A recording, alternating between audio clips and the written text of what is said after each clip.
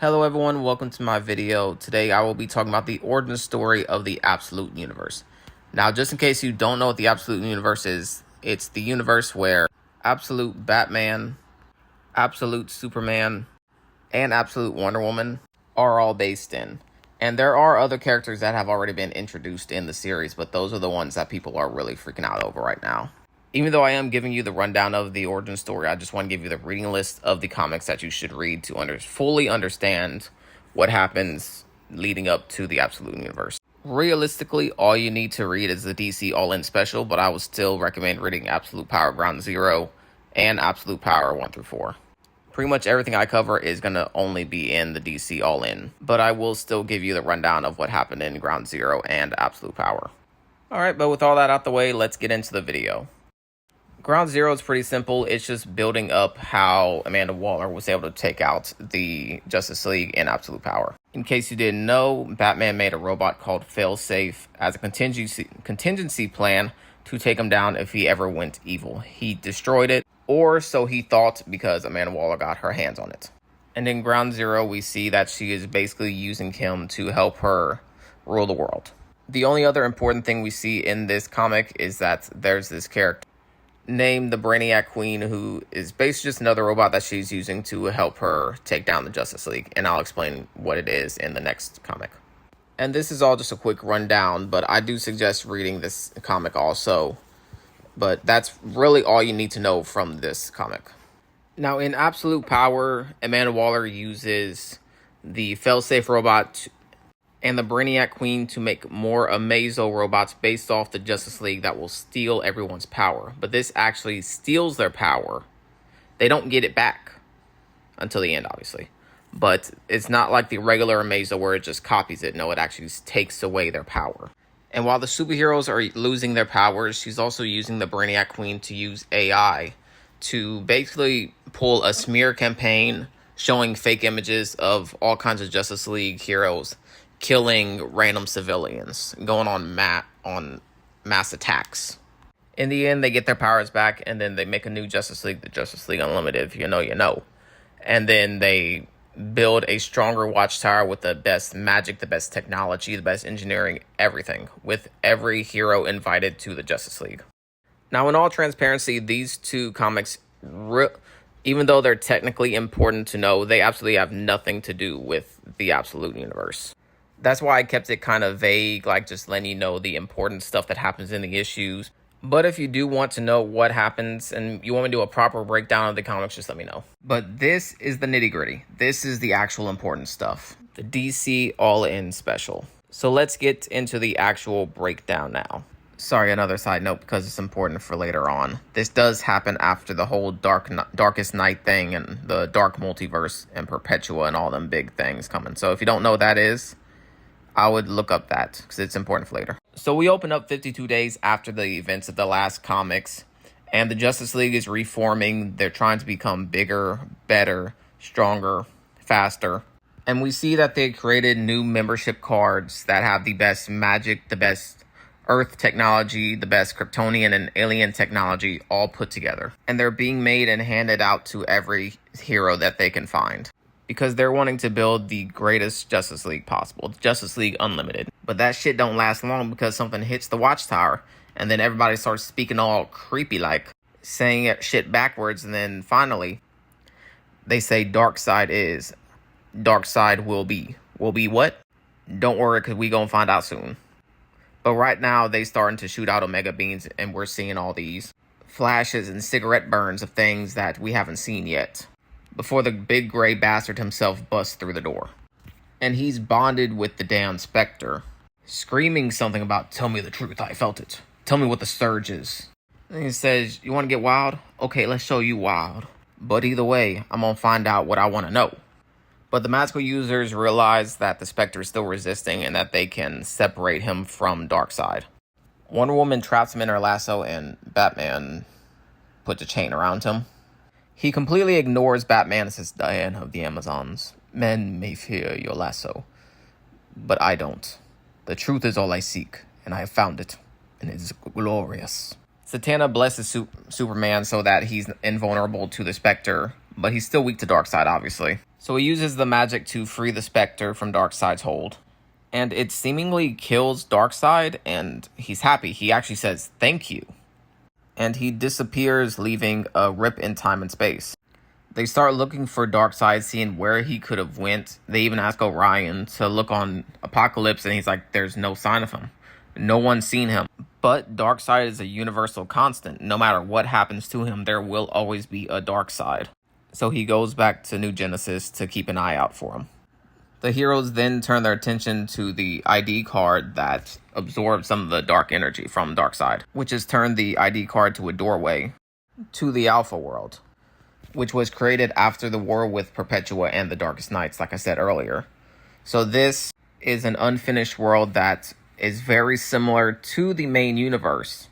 But again, it's in a very young stage in its life and it's very unfinished. But now it has the same readings as Darkseid. And nobody can travel there safely except for speedsters and time travelers.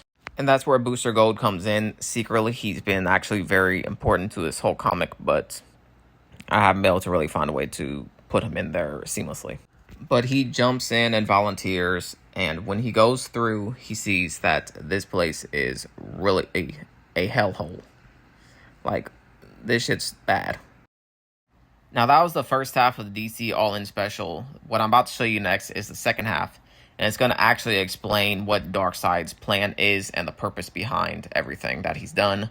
And what he actually did before the events that we just saw. The second part of the story starts with Darkseid saying he wanted to be more. So he found the creator of the mother boxes to make him another machine. We don't know what the machine is yet, but it requires a blood sacrifice of the user. So of course he cuts off his damn hand, but it wasn't enough. At that point, his family comes to him saying that the heroes are weak and now is a good time to attack and that they're worried about him. But he says, nah, I don't care about that. Kalibak is angry at him and Grail is a little worried about him, saying this isn't like him. This is where we get the first glimpse of what he's searching for. When the multiverse was severed, he felt a giant surge of power like he's never felt before. And that is what he's looking for. It was only for a split second and he wants it more. He says he has to do it alone and he tells him to leave. But Kalibak is like, no, we're your blood. We want to help you. Poor choice of words because Darkseid says, all right, you can help. And then he punches a hole in his fucking chest. But Darkseid does thank him, which he doesn't often do, when he tosses him into the machine and his blood makes it operational. And from this point on, Darkseid is just a universal menace, going around different realms, yelling, where is he? Looking for somebody that we don't know yet. While he's in hell, the Queen of Hell offers him pain, immeasurable pain for all his enemies, offering the armies of hell just for him to stop destroying the place. But in response, he says, nah, maybe back in the day, I would have even thanked you for that offer. But all I ask is, where is he? They say, he ain't here, man. And then he dips. He goes to heaven and is once again a menace, destroying everybody, before he's offered peace. Peace with the woman he loves. And peace in knowing that he is a crucial part to the universe. That he is an essential being. And he even says, peace is tempting, but I don't want that shit. And he once again dips, but now he's saying, I know where I have to go. He goes to the dark side of the moon to meet with Eclipso. Eclipso taunts him and Darkseid attacks. And I like this panel because it shows just how powerful Eclipso is, because he actually holds back Darkseid, saying, there aren't many people stronger than you, but in my element, in the darkness, I'm him. I'm fucking him. He even controls Darkseid's Omega beams whenever he shoots them at him. He taunts Darkseid some more, saying, I understand it now. You saw a glimpse of the truth, and now you want more, but you never will, because I'm about to enslave you for 1,000 years. But Darkseid says, nah, you might be stronger, but I'm smart as fuck. And I set a timer on a boom tune to go boom. And he completely obliterates Eclipso. Now we finally find out who Darkseid was looking for. Jim Corrigan, the Spectre. But before he can do anything, he's interrupted by the Quintessence, which is basically some of the most powerful characters in the DC universe. And they tell him, if we really wanted to, each of us could run that fade with you. But it doesn't really matter because you can't force the Spectre to bond with you. And Darkseid responds with, you're right, I couldn't. But that's why I made a machine. And we find out the machine is a miracle machine, which grants the creator or the person in charge of it any wish that they want, anything. And he says, I wish to bond with the Spectre. We then see the Spectre ripped out of his host and forced to bond with Darkseid. And Darkseid saying, tell me the truth. What was that surge I felt? At that moment, the Spectre teleports them to the heroes, and that's where the fight began. And the Spectre says, look around you. This is the truth. This is what you are. And this is where we get to the real nitty gritty. This is the truth behind it all. It's that from the beginning of time, there was life, and that life is always expanding. That where there's life, there is hope, and Superman is the embodiment of hope. And Darkseid is the opposite. He is constraint. He is control. He is the force that keeps life back. He is an essential, universal constant, always there.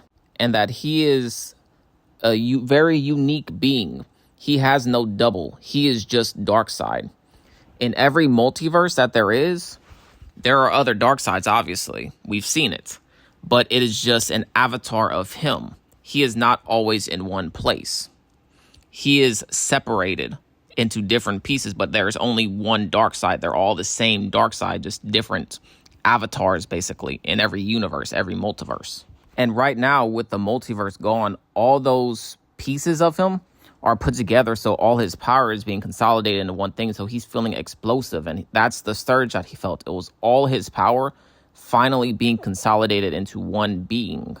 And that as the multiverse expands once again, and it will, all his power will again be separated, so he won't feel so restless and explosive. But after we find out all that, he allows the Spectre to be torn from him, and Darkseid dies. But not for long, because then he's reborn in the adjacent Earth that they were talking about before.